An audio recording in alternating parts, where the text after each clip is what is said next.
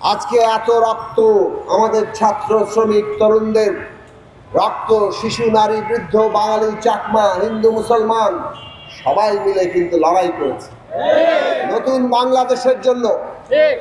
এই নতুন বাংলাদেশ কাদের?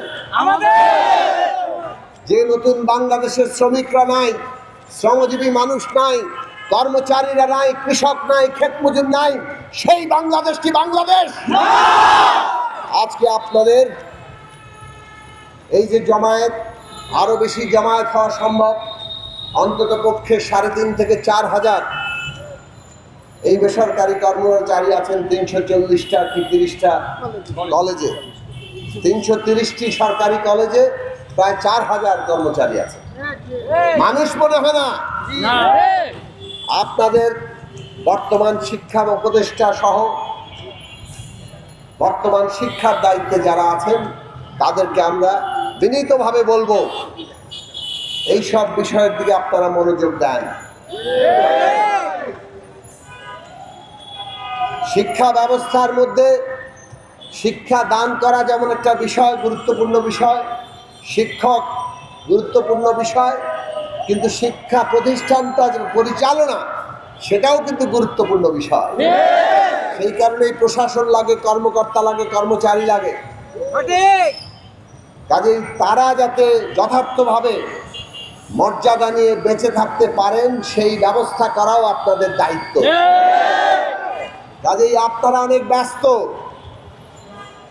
মানুষের জীবনের চাইতে, মানুষের বাস্তব সংকট সমাধানের চাইতে আর কোনো বিষয় আপনাদের কাছে গুরুত্বপূর্ণ হতে পারে না।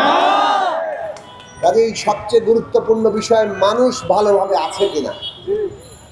মাননীয় শিক্ষা উপদেষ্টা, আমরা আপনাকে বলতে চাই, আপনার সরকারি কলেজের কর্মচারীরা ভালো নাই। কাজেই তাদের জীবনের যে সংকট, সেই সংকটের দিকে আপনি মনোযোগ দেন।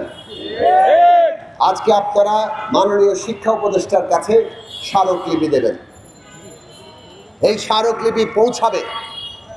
আমরা আশা করি স্মারকলিপির যে বক্তব্য, দাবি, যে ন্যায্য দাবিগুলো আছে, এইগুলো তারা দ্রুততার সাথে বাস্তবায়ন করার জন্য উদ্যোগ নেবে। আজকে কি ভয়াবহ অবস্থা, যে যেমন পারে সে তেমন করে এই বেসরকারি কর্মচারীদের বেতন ধরিয়ে দিচ্ছেন। এই দেশে ন্যূনতম মজুরি, এইটা শ্রমিকের অধিকার, সেটা অন্তত পক্ষে শ্রম আইনের স্বীকৃতি আছে। কিন্তু এই বেসরকারি কর্মচারীরা, তারা কি কর্মচারী না শ্রমিক, কিছুই তাদের ঠিক নাই, পরিচয় ঠিক নাই।